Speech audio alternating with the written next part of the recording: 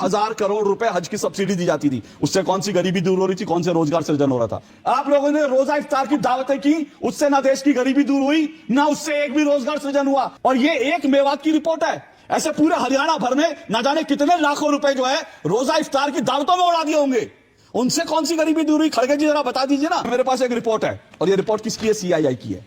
और खड़गे जी, पता नहीं खड़गे जी किससे ज्ञान लेते हैं, पता नहीं खड़गे जी के सलाहकार कौन है, पता नहीं कांग्रेस के सलाहकार कौन है। और खड़गे जी और उनको ये नहीं पता 6 लाख रोजगार होंगे कुंभ से।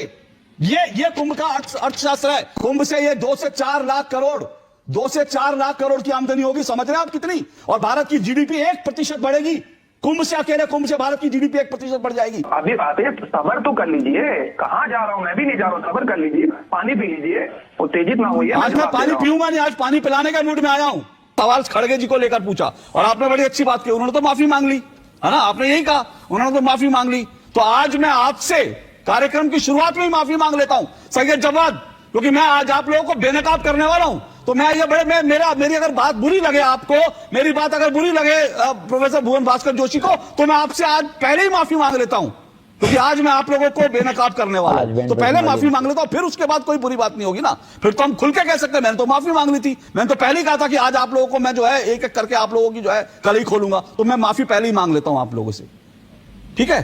अब आप आइए नैरेटिव पर आइए। बीजेपी के ऊपर जो गाली देंगे, बीजेपी को पहले मुझे बताइए हिंदुओं को गाली क्यों दी?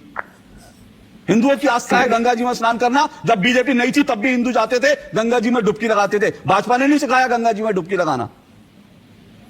हो गया अशोक भाई, हो गया आपका? नहीं, अभी तो शुरू हुआ है, अभी शुरू हुआ है सर। और बोल लीजिए, बोलिए, अभी तो शुरू हुआ है सैयद जवाद, बोलिए। अभी आपको थोड़ा ऐसे ही बोला था, आप रोहन गुप्ता बैठे हुए हैं, आपने उनसे पहले बेहतरीन बैटिंग कर दी। मैं रोहन गुप्ता के लिए बैटिंग क्यों करूंगा? रोहन गुप्ता अपने आप बैटिंग करेंगे बीजेपी के लिए। मैं हिंदुओं के लिए बैटिंग कर रहा हूं। सुनिए, मैं बीजेपी के लिए बैटिंग नहीं करूंगा, मैं उन हिंदुओं के लिए बैटिंग करूंगा जिनको आए दिन आप लोगों की पार्टी आती है, गालियां देकर चली जाती है। मैं उन हिंदुओं के लिए बैटिंग करूंगा और गर्व से करूंगा, क्योंकि आप लोगों ने ठेका ले रखा है हिंदुओं को गाली देने का। तो मैंने ठेका ले रखा है कि मैं हिंदुओं के लिए बैटिंग करूंगा। किसी को एतराज हो तो जो मर्जी करिए, मुझे उससे कोई फर्क नहीं पड़ता। बोलिए अब। और मैं जितने भी देश के भारतीय उनके लिए बैटिंग करूंगा, और जितने संविधान प्रेमी उनके लिए बैटिंग करूंगा। संविधान में कहीं लिखा है कि हिंदुओं को गाली दो? बाबा साहब भीमराव अंबेडकर ने अपने संविधान में लिखा कि हिंदुओं को गाली दो, हिंदुओं के पर्वों का निशाना बनाओ, हिंदुओं के त्योहारों को ही उंगली डालो। ये बाबा साहब भीमराव अंबेडकर ने लिखा अपने संविधान में। बाबा साहब भीमराव अंबेडकर की बातें वो कर रहे हैं जो बाबा साहब के ऊपर टिप्पणी करते हैं और आज भी माफी नहीं मांगते हैं। वो बाबा साहब, अरे सर, बाबा साहब भीमराव अंबेडकर मेरा आज का विषय नहीं है, मेरा विषय नहीं है। बाबा साहब भीमराव अंबेडकर वो बाबा साहब भीमराव अंबेडकर हैं जिनको कांग्रेसी गद्दार बोलते थे। और बाबा साहब भीमराव अंबेडकर ने खुद कहा कि मुझे कांग्रेसी देशद्रोही बोलते हैं। बाबा साहब भीमराव अंबेडकर में मत जाइए। हिंदुओं को गाली क्यों दी, मेरा सीधा सवाल है।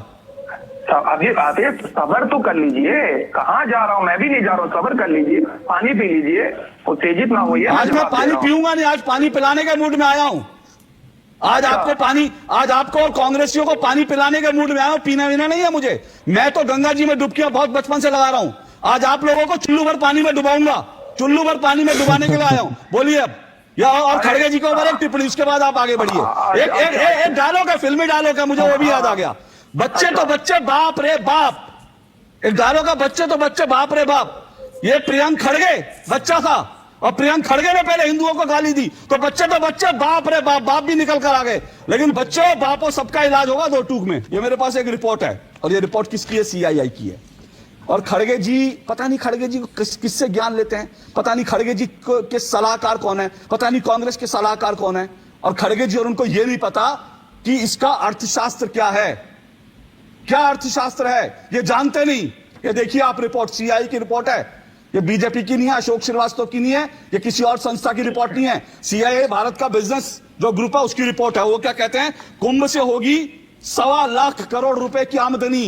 कुंभ से 1.25 लाख करोड़ रुपए की आमदनी होगी। और कितने रोजगार होंगे? 60 लाख, माफ कीजिएगा 6 लाख रोजगार, 6 लाख रोजगार होंगे कुंभ से। ये कुंभ का अर्थशास्त्र है। और उसके बाद एक दूसरी रिपोर्ट आई, एक और इंडस्ट्री जो है, इंडस्ट्रियल ग्रुप है, एक और। इनकी आवाज बंद कर दीजिए, अभी इनको ज्ञान की जरूरत है। आवाज बंद कीजिए, इनको ज्ञान की जरूरत है, आवाज बंद कीजिए, अभी ज्ञान लीजिए। थोड़ा सा खड़गे जी को दीजिएगा, थोड़ा सा प्रियंक खड़गे को दीजिएगा, और राहुल जी को दीजिए। थोड़ा सा ज्ञान लीजिए, पहले थोड़ा पढ़ लिख कर ज्ञान लीजिए।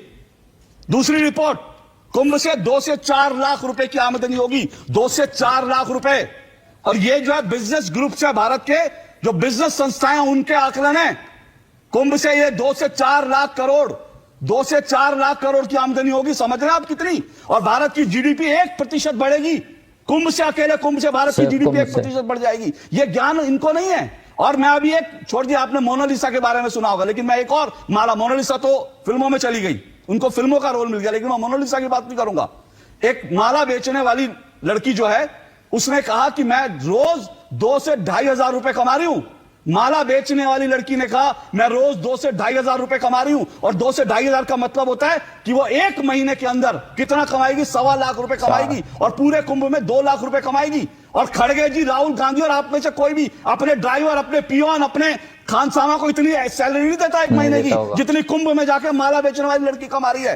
तो खबरदार, अगर आप लोग कुंभ पे हिंदुओं के ऊपर जो इस तरह की आस्था पे चोट करेंगे, पहले पढ़ लिख लिया करिए, उसके बाद बात किया करिए। ये किस तरीके की नजीर दे रहे हैं? सेल्फ एम्प्लॉयमेंट एक अलग चीज है और जॉब एक अलग चीज है। अगर ऐसे ही है तो अभी तक आप बताइए 1% आप कह रहे हैं जीडीपी के अंदर इजाफा होने जा रहा है। आपने कौन से न्यूज चैनल की रिपोर्ट दिखाई? उसको मैं जानता हूं, उस चैनल को भी। दूसरी सबसे बड़ी बात कह रहा हूं, इस देश के अंदर जिस वक्त मनमोहन सिंह गए, मनमोहन सिंह को कार्यकाल मिला, $0.8 ट्रिलियन की इकोनॉमी थी, और उसके बाद $2 ट्रिलियन तक इकोनॉमी को पहुंचाया। सही जवाब एक बार बताइए ना, सही जवाब एक बार बताइए ना। नहीं, अब आप जो है, अब आप चैनल की बात करने लगे, किस चैनल ने दिखाया, उस चैनल ने दिखाया। तो अब मैं आपको एक सरकारी आंकड़ा बता देता हूं, ठीक है, और आपसे सवाल पूछता हूं। ये बताइए, हज की सब्सिडी 47,000 करोड़ जो है हज की सब्सिडी दी जाती थी हर साल। कांग्रेस की सरकारों ने दिया, बीजेपी ने भी शुरू में दिया, बाद में धीरे धीरे बंद कर देगी। 47,000 करोड़ रुपए हज की सब्सिडी दी जाती थी। उससे कौन सी गरीबी दूर हो रही थी, कौन से रोजगार सृजन हो रहा था? मुझे एक उदाहरण बताइए।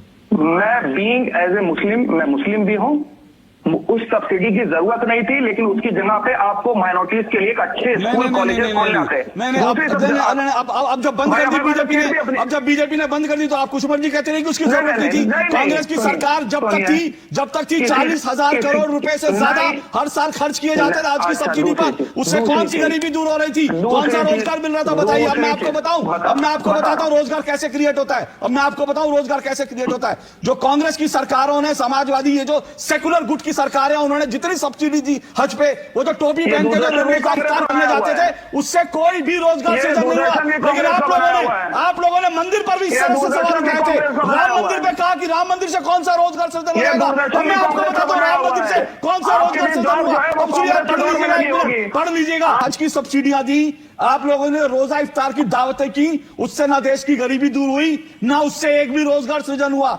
लेकिन अयोध्या में जो राम मंदिर बना है, उसको लेकर अवध यूनिवर्सिटी की सर्वे रिपोर्ट है, अयोध्या में राम मंदिर बनने के बाद 70,000 रोजगार क्रिएट हुआ है। 70,000। क्या आप कल्पना कर सकते हैं उस मंदिर को, जिसको आप कहते हैं उस मंदिर बनाने से क्या होगा? आपको पता है उस मंदिर बनाने से क्या कुछ पलटा? 70,000 रोजगार क्रिएट हुए राम मंदिर बनाने से। और उसी तरह से आपके हज के सब्सिडी देने से और आपकी रोजा इफ्तार की दावतें खाने से कुछ नहीं होता। और सुनिए, मैं आपको एक बार बता दूं, कांग्रेस की सरकारों का मैं आपको कारगुजारियां दिखाता हूं। ये देखिए, मेरे पास एक रिपोर्ट है, ठीक है, ये देखिए कारगुजारियां क्या थी कांग्रेस सरकारों की। ये जो रोजा इफ्तार की दावतें की जाती थी ना, उनका पैसा तक नहीं चुकाया गया। हरियाणा की रिपोर्ट है, मेवात हरियाणा में, और मेवात सिर्फ एक जगह छोटा सा, मेवात में डिस्ट्रिक्ट जो है उसके राज्य सरकार ने आदेश दिया, तो डिस्ट्रिक्ट लेवल पर मेवात के अंदर